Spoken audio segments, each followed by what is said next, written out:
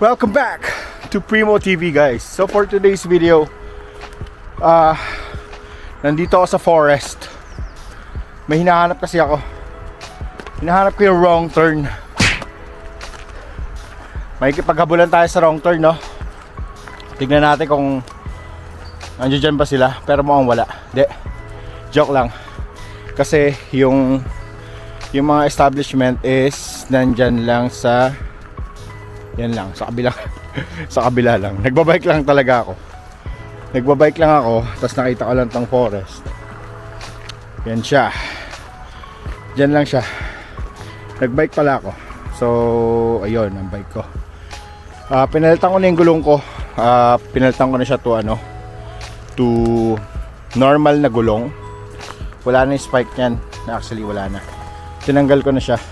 So parang na-amaze lang ako dito sa lugar na to. Do, marami namang talagang gubat sa Pilipinas. Pero syempre, iba pa rin yung gubat kapag nandito ka sa ibang lugar.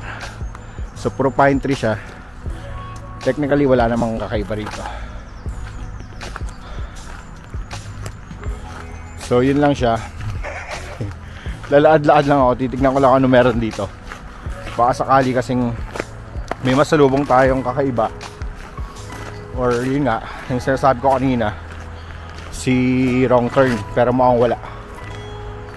May mga snow pa sa ibang parts, pero feeling ko dito sa lugar na to, kasi may nakakausap akong local, sabi niya every summer or pa spring, hindi ko sure kung summer or spring, sa mga forest daw tumutubo lang yung mga berries, yung mga blueberry, mga lingonberry, kung ano-anong berries yung tumutubo.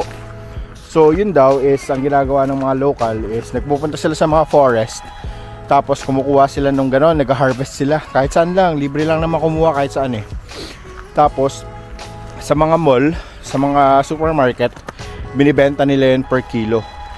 So pinakamababa yata mga 1 euro per kilo. Hindi na rin masama. Meron din naman mga 5 euros, pero depende daw sa berry. Tapos meron ding mga mamahaling berry talaga. Pero ewan ko. Kapag niyaya ako noon, baka sumama ako. Tapos i-document natin para makita nyo kung ano yung sinasabi ko.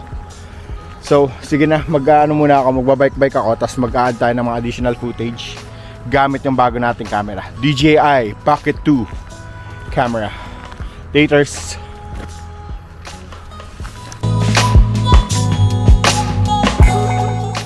So yun na nga, umalis na ako dun sa may forest kanina, and pumunta ako ulit dito sa may center namin. I'll show you some clips. Medyo sunny today, and medyo marami ring tao. Ayan sila, daming tao. Ito yung nilakaran ko nung huli, nagsolo baliw akong lakad. So ipatuloy natin sa mukha ko. Pupunta ako dun sa may lake. Di ba nakita niyo yung yung boring theme ko na reels? Doon ko ginawa yon. So ngayon pupunta ako dun, and I'll show you some clips ulit para makita nyo kung ano yung itsura ng lugar na yon. Maganda kasi marami ring pwedeng activity for children's, for families, and pwede ka mangisda doon, I think. Pero kasi pag mangingisda rito, kailangan ng permit, especially kapag yung malalaking mga rod na ang gamit mo, kailangan mo ng permit. And dito medyo may mga rin dito, may mga nagtitinda rin dito ng mga kung ano-ano. Tignan natin. Apple, hindi ko alam ano to. Mushroom. Tapos may mga plants sa kabila. Dito puro breads. May mga bread sila dito. So freshly baked siguro, 5-10. So medyo marami-rami rin. Iba't ibang klase ng bread. Pero ayoko naman ng bread. Tapos sa banda ron, may mga tent din siya. Ayan o. Kita yan.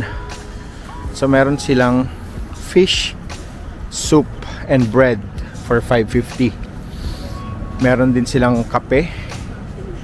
Ito, tingnan nyo. Kape. Hindi ko alam kung lettuce siguro to. Lettuce plus Yatelo ice cream. 7.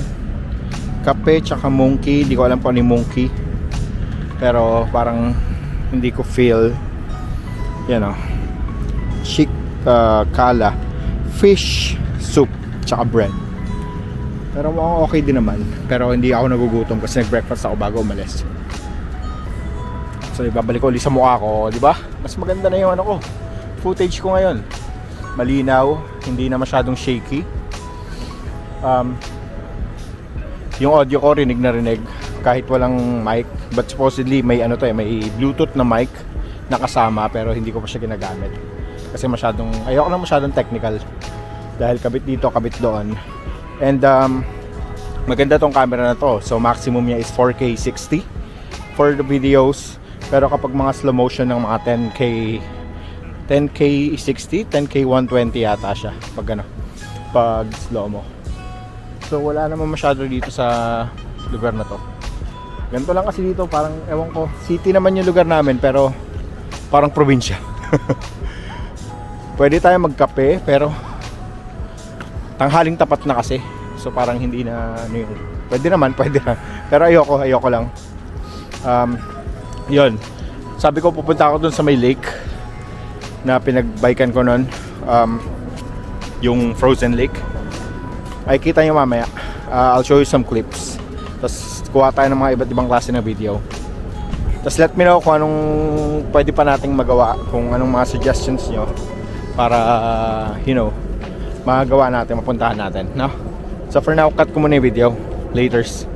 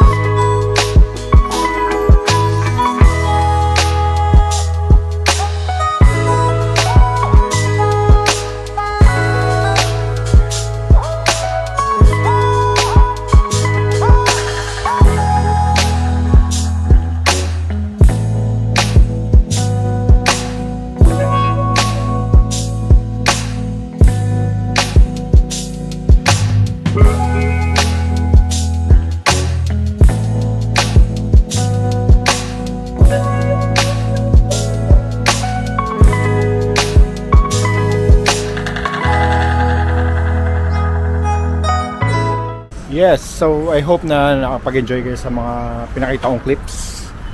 And if you like the video, guys, just click like, share, and subscribe. I'll see you on the next video.